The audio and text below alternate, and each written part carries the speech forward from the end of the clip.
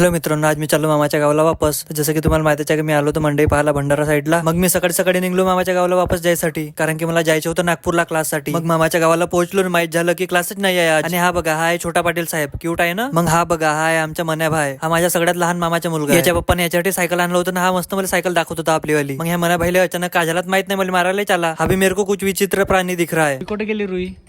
भंडाला कायले कायले चाय पाणी प्याले.